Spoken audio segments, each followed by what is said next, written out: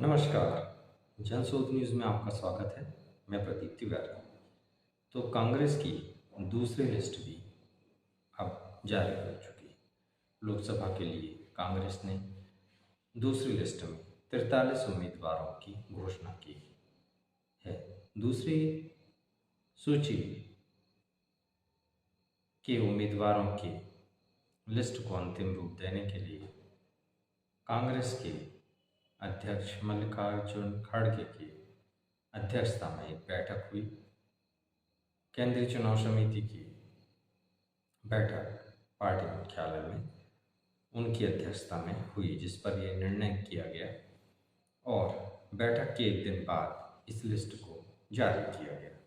कांग्रेस अध्यक्ष मल्लिकार्जुन खड़गे और कांग्रेस पार्टी के नेता अजय माकन और केसी वेणुगोपाल के साथ 12 मार्च को यानी कि आज इस लिस्ट की घोषणा मीडिया के सामने की गई। इस लिस्ट में मुख्यतः जो नाम है उसमें मध्य प्रदेश से कमलनाथ के बेटे नकुलनाथ, राजस्थान से अशोक गहलोत के बेटे वैभव को जालौर से और नकुलनाथ को छिंदवाड़ा से उम्मीदवार बनाया गया है। इसके अलावा जो उम्मीदवार प्रमुख रूप से उतारे गए हैं उनमें गौरव गोगोई को असम के जोरहट से और प्रद्युत बोरदोलोई को नगांव से चुनाव मैदान में उतारा गया है। इससे मध्य प्रदेश की तस्वीर तो साफ हो ही गई है कि अब कमलनाथ बीजेपी में नहीं जा रहे हैं।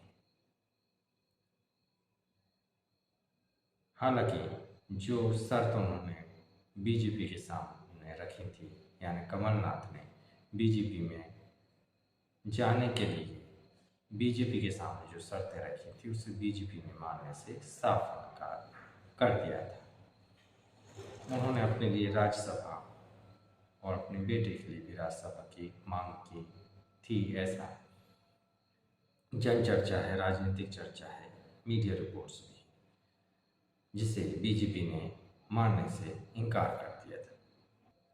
हालांकि अब प्रश्न यह भी है कि क्या नकुलनाथ छिंदवाड़ा से पुनः जीत पाएंगे। छिंदवाड़ा जो कि कमलनाथ का अभेद किला रहा है और लगातार 9 बार वो वहाँ से जीते हैं। उसके बाद नकुलनाथ वहाँ से पिछली बार जीते हैं। क्या अब वो अपनी जीत पुनः दर्ज कर पाएंगे, क्योंकि इस बार बीजेपी की बहुत तगड़ी तैयारी है और कमलनाथ की बीजेपी में जाने या ना जाने से उनकी साख पर बहुत बड़ा पट्टा लगा है। इससे पहले जब कमलनाथ ने बीजेपी को मध्य प्रदेश में हराया था और वे मुख्यमंत्री बने थे, तब कमलनाथ की काफ़ी अच्छी इमेज मध्य प्रदेश में बनी थी। इससे पूर्व भी वो छिंदवाड़ा से अविजित रहे हैं, उन्हें किसी ने भी हरा नहीं पाया है। सुंदरलाल पटवा को अगर छोड़ दें तो इसके अलावा बीजेपी के किसी भी दिग्गज में इतनी हिम्मत नहीं रही है कि कमलनाथ को छिंदवाड़ा पे हरा सके। मगर अब पूरी तस्वीर बदल गई है। कमलनाथ खुद अपने लिए राज्यसभा की सीट लेने जब कांग्रेस के पास गए तो सोनिया गांधी ने राहुल गांधी से बात करने के लिए कह दिया और राहुल गांधी ने साफ मना कर दिया। कमलनाथ ने कभी सोचा भी नहीं था कि उन्हें कांग्रेस में ऐसे दिन भी देखने पड़ेंगे। इसके लिए उन्होंने बीजेपी का रास्ता भी अपनाने का प्रयास किया, मगर वो सफल नहीं हो पाए। बहरहाल अब इस परिस्थितियों में, इन स्थितियों में क्या वो नकुलनाथ अपनी जीत छिंदवाड़ा में दोहरा पाते हैं, ये आने वाला समय ही बताएगा। इसके अलावा कुछ दिन पहले ही बीजेपी को छोड़कर कांग्रेस में शामिल हुई राहुल कस्बा को राजस्थान के चुरू से मैदान में उतारा गया है।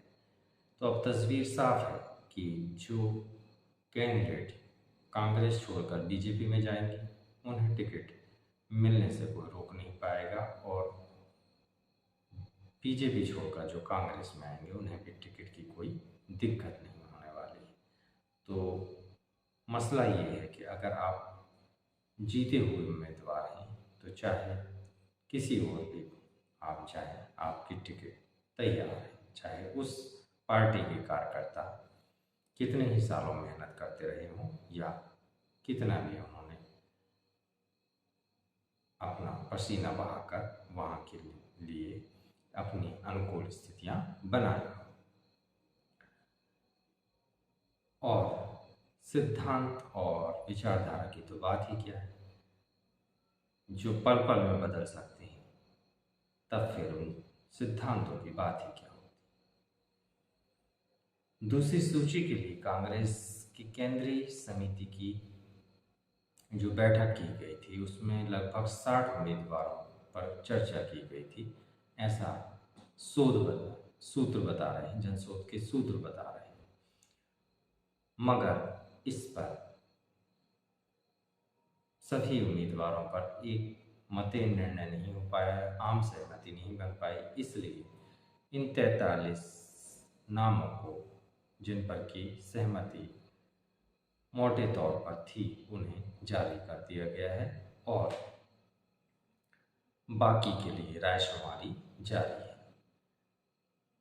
बैठक में गुजरात, राजस्थान, उत्तराखंड, मध्य प्रदेश, असम तथा केंद्र शासित प्रदेशों के उम्मीदवारों को रखा गया है।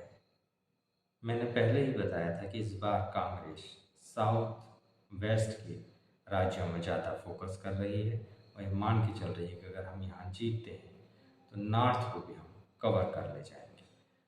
इस स्ट्रेटेजी के साथ आज कांग्रेस चल रही है। हालांकि नतीजे उसके क्या आते हैं, कैसे नतीजे में ये स्ट्रेटेजी कन्वर्ट हो पाती है, कैसे उसका रिजल्ट दे पाती है, ये तो आने वाला समय बताएगा। मगर फिलहाल कांग्रेस इस तरीके से अपनी स्ट्रेटेजी चल रही है। बैठक के बाद महासचिव के.सी. वेणुगोपाल ने संवाददाता सम्मेलन में कहा कि 12 मार्च को जो लिस्ट जारी की गई है उसमें असम में से 13, मध्य प्रदेश से 10, राजस्थान से 10, गुजरात से 7 और उत्तराखंड से 3 सीटों के अलावा दमन और दीव से 1 सीट शामिल है। दीव आप जानते ही हैं, जब अभी हमारे प्रधानमंत्री वहाँ गए थे और कुछ फोटो क्लिक की गई थी तो खासा चर्चा का केंद्र बना था। तो इस सीट की भी उम्मीदवार कांग्रेस ने घोषित कर दिया है। जिस तरीके से कांग्रेस चल रही है उसमें बहुत ज़्यादा उत्साह तो नज़र नहीं आता। वैसे भी अभी विपक्ष में कोई ऐसी पैनी धार, कुछ ऐसा दम अभी समझ में आ नहीं रहा है। आने वाले समय में कोई चुनावी परिदृश्य करवट बदलता है, कुछ बड़ा परिवर्तन होता है तो बात अलग है, मगर अभी तो फिलहाल कांग्रेस उतनी अग्रेसिव, उतनी बीजेपी से भिड़ती हुई नजर नहीं आती। रिजल्ट आने वाला समय ही बताएगा। अभी खौफ पत्रकारिता और बुलंद आवाज को सुनना चाहते हैं तो लाइक और सब्सक्राइब करना ना भूलिएगा। देखते रहिए जनशोध। नमस्कार।